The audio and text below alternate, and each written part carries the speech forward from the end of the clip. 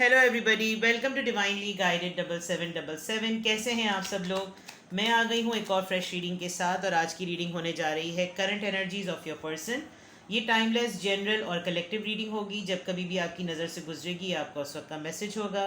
Message वही लीजिएगा जो आपको अपनी सिचुएशन से मैच करते हुए लगें। टैरो में ये मैसेजेस आए हैं, तो सारे मैसेजेस अपने ऊपर इम्पोज मत कर लीजिएगा, ठीक है। और बाकी बस सही। Let's see current energies of your person. Current energies of your person. Current energies of your person. Lovers, the fool, the justice, वाह भाई, सारे major arcanas, and 9 of pentacles. Very nice, माशाल्लाह माशाल्लाह, ज़बरदस्त।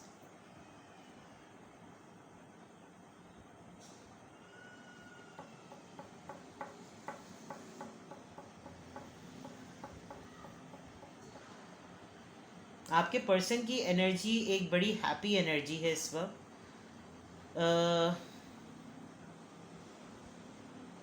कोई नया ट्विस्ट आया है, बहुत सारे लोगों का यूनियन नज़र आ रहा है, और एक ऐसी चीज़ जो कि कहीं से खींच के लेकर आई हो। आपके पर्सन ने एक अपने अपने रिलेशनशिप में, इसी रिलेशनशिप में या अपनी लाइफ में रोमांस को लेते हुए कोई एक नई चीज़ अपने अंदर फील की है, कि कोई डिसीजन बनाया है अपने जहन में लव को लेकर, रिश्ते को लेकर। और चाहे इसमें जितना भी रिस्क क्यों ना हो, उनको लगता है कि जैसे ये राइट टाइम है।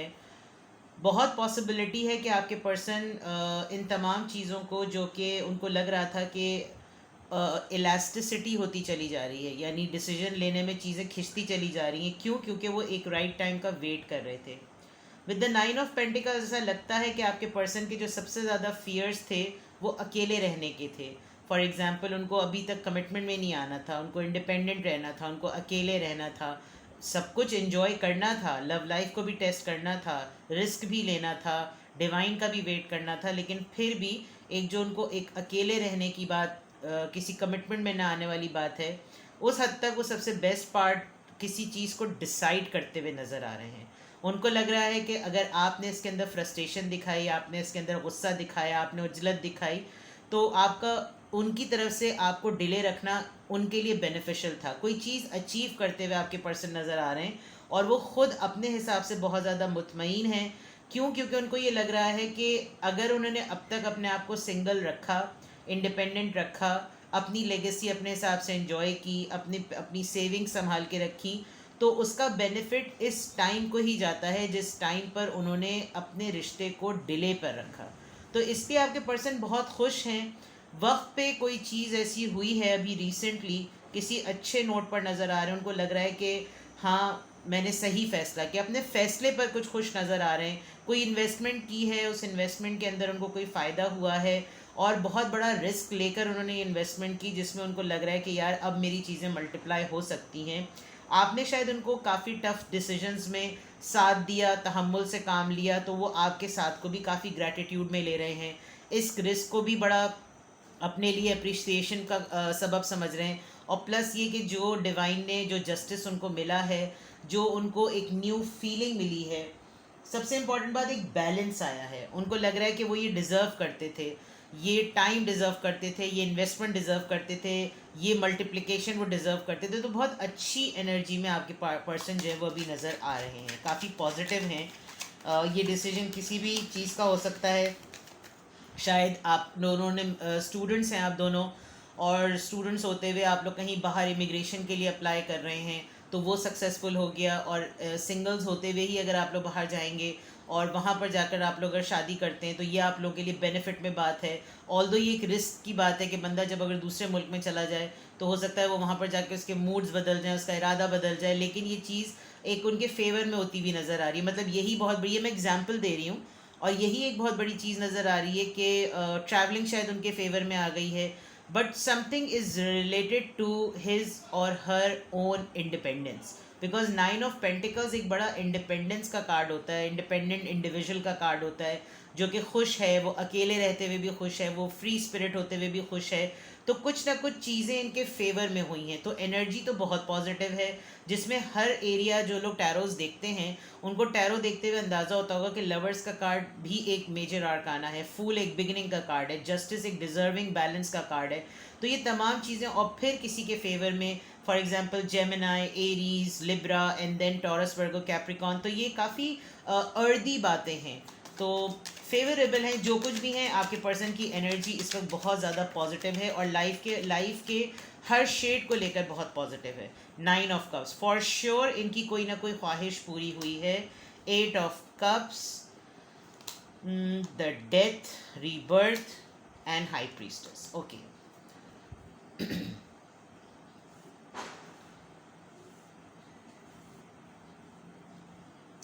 शायद आप दोनों ने एक पॉइंट पर आकर एक दूसरे से यहाँ तक कहा हो कि अब हम दोनों अलग हो जाते हैं, क्योंकि आपने इनसे ये बात ज़रूर कही कि कुछ नज़र तो आ नहीं रहा, बहुत सेल्फ सेंटर्ड हैं आप, और इन दो चीज़ों के बीच में जो आपका फेज़ गुजरा है ये डिफ़िकल्ट फेज़ गुजरा। फॉर एग्ज़ाम्पल 9 ऑफ कप्स, आपके पर्सन को ये पता है या ये पता था कि चीज़ें इनके फेवर में जाएंगी।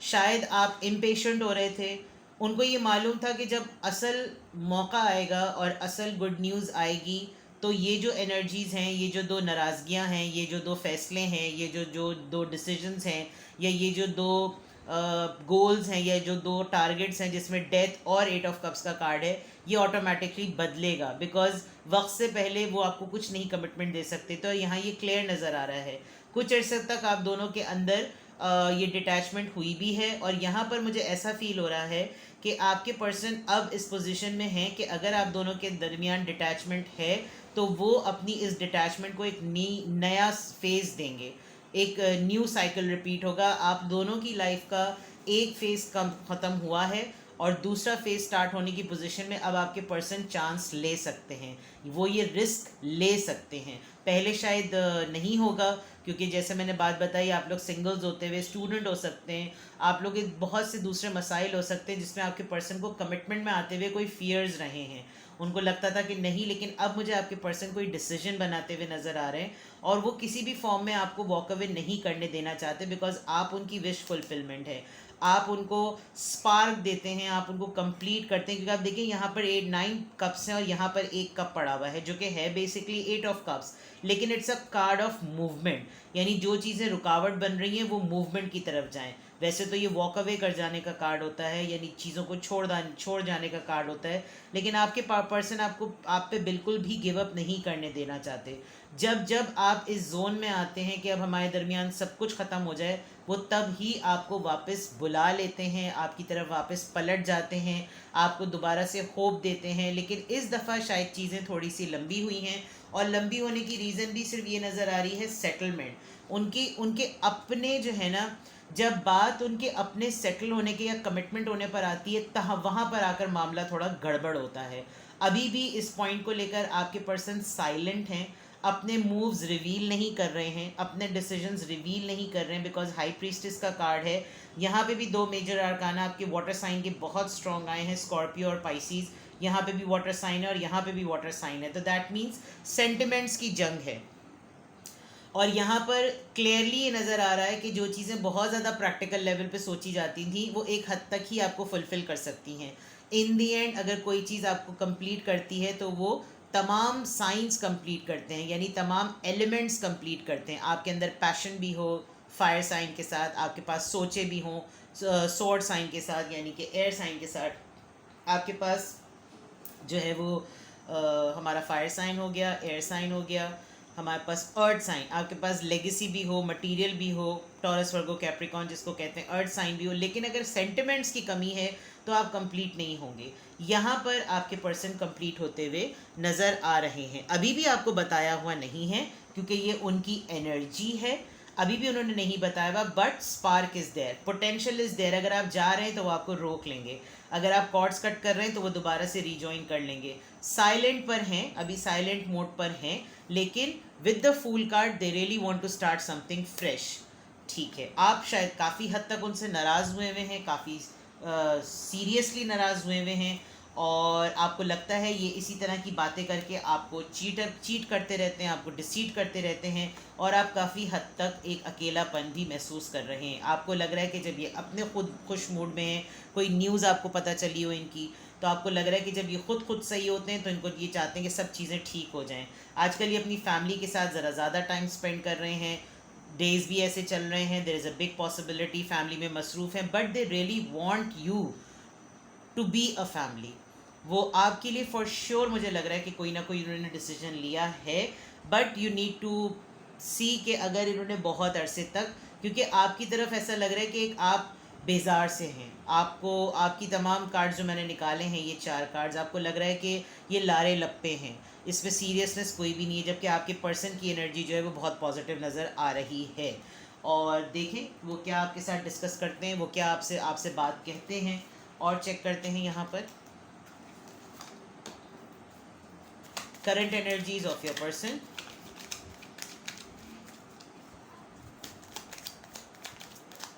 ये शायद आपके पर्सन की आदत भी रही है कि आपको चिढ़ा कर ऐसे नहज पे ले आना कि आप बिल्कुल जब इस रिश्ते से निकलने लगे हों तो वो फिर दोबारा से आपको वापस बुला लेते हैं, या खुद आ जाते हैं, कोई ना कोई बात कर लेंगे, आइस ब्रेक कर लेंगे, बिकॉज 8 ऑफ कप्स जो है वो बिल्कुल 9 ऑफ कप्स के बाद आया है। वो आपको इस रिश्ते से किसी भी फॉर्म में जाने नहीं देते, एक डोरी बांधी हुई आपके पाँव में या कहीं पर वापस खींच लेते हैं, ऐसे कोई जिनकी एनर्जी है। और फिर जब चीज़ें थोड़ी सी रीसेटल हो जाती हैं तो दोबारा से साइलेंस आपको देते हैं। मोरालिटी ओके, ये भी एक तरीके से किंग ऑफ हीलिंग, ऑलराइट, सही। Cleansing to the past, alright, guidance, rebirth, alright.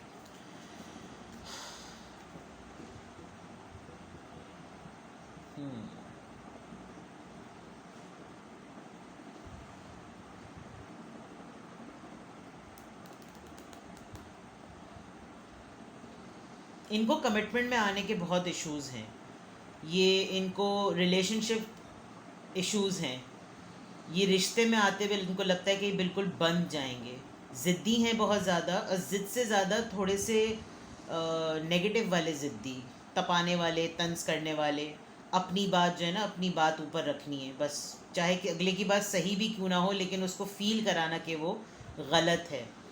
सारी अटेंशन जो है ये अपनी तरफ ग्रैब कर लेते हैं, ये भी एक चीज़ नज़र आ रही है। प्लस ये कि इनके कुछ चाइल्डहुड ट्रॉमास हैं जो कि इनके खुद ठीक नहीं हुए। आपके साथ जब ये होते हैं तो आप इनको ट्रीट इस तरह करते हैं कि जैसे चीज़ें आप बैलेंस रखना आपको आता है। फॉर एग्ज़ाम्पल, अगर ये ज़्यादा ही डिप्रेशन में जा रहे हैं और आपके साथ बहुत ही ज़्यादा लो प्रोफाइल बातें कर रहे हैं, बिलो द बेल्ट टॉक कर रहे हैं, तो आप फ़ौरन इनको छोड़ देते हैं। जो चीज़ इनको पता है कि हाँ ये बिल्कुल मेरे साथ सही डीलिंग होती है, मेरे साथ ऐसा होना चाहिए, लेकिन इन्होंने आपको कभी कुछ बोला नहीं है।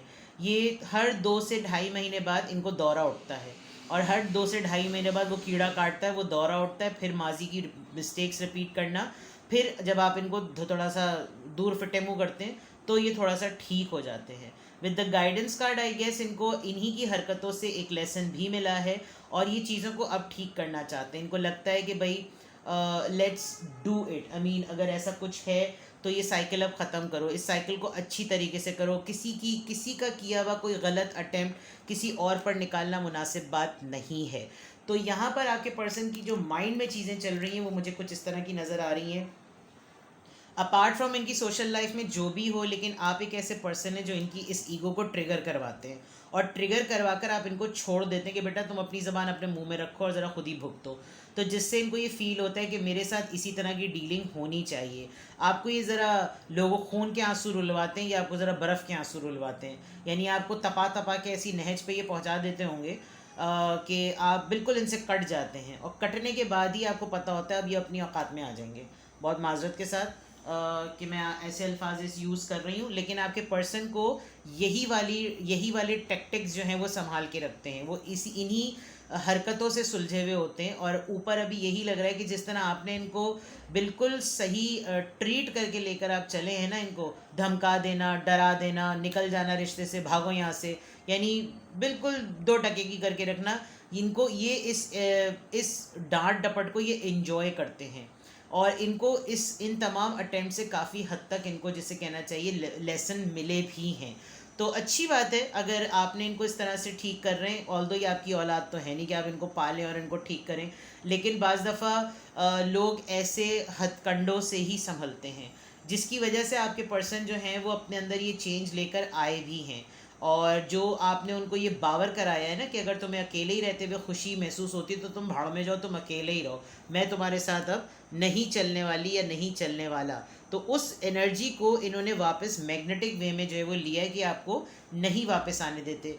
किसी किसी के केस में मुझे ऐसा भी लगता है कि 2-2 साल 1.5-1.5 साल तक आप लोगों के दरमियान बात नहीं हुई, जिसमें आप ये क्लेम ही नहीं कर सकते कि भाई मैं रिश्ते में हूँ या मैं रिश्ते में नहीं हूँ। फिर एक दफ़ा से एक हवा को झोंका चला, फिर आपसे कांटेक्ट किया, आपकी एनर्जी एब्जॉर्ब की और निकल ली है।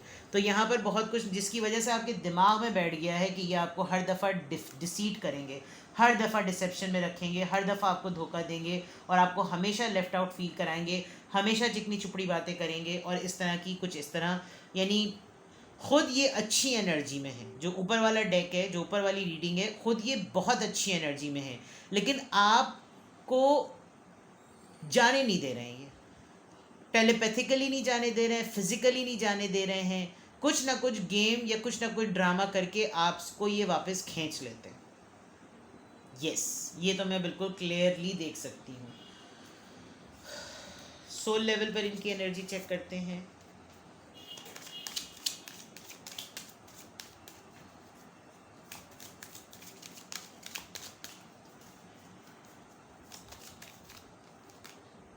This could be the one. Free yourself. Clinging to the past or free yourself. Love yourself first. हो सकता है आपके पर्सन का एक पास्ट में कोई अफेयर रहा हो और वहाँ पर इनके साथ जिस तरह का ट्रीटमेंट किया गया, इन्होंने वो हथकंडा आप पर आजमाया कि क्योंकि इनको वहाँ बहुत लगाव था और ये वहाँ पर बिल्कुल डोरमैट बने हुए थे। जब इनको वहाँ पर बुरी तरीके से लात पड़ी, इन्होंने जिन हरकतों में इनको लात पड़ी, इन्होंने वही चीज़ें जो इनके साथ हुई वो आपके साथ करने की कोशिश की। आपने इनको बिल्कुल टके के भाव नहीं पूछा, आपने मोहब्बत की है, आपकी अटैचमेंट इनसे है, लेकिन आप इनको आईना दिखाते हैं, जिसकी वजह से आपने इनको ये फील कराया कि भाई तुम्हारी भी इज्जत है और मेरी भी इज्जत है। अगर जब तक तुम अपनी इज्जत नहीं करना सीखोगे तो मेरी इज्जत कहाँ से करोगे, और मुझे अपनी रिस्पेक्ट की बहुत फिक्र है, जिसकी वजह से ये थोड़े से ठीक हुए। पास्ट लाइफ रिलेशनशिप, ये मैंने अभी बात कही थी, लेकिन ये तो खैर जन्मों जन्मों के रिश्ते की बात है। लेकिन आपके पर्सन का कोई पास्ट रिश्ता रहा है, सोलमेट। ये हो सकता है उस याद से अब तक निकले ना हो और आपके साथ फिर ये वही ट्रीटमेंट करते हो, लेकिन रिलेशनशिप में रहने में जो ट्रीटमेंट है ना वो इन्हीं को ठीक कर रहा है।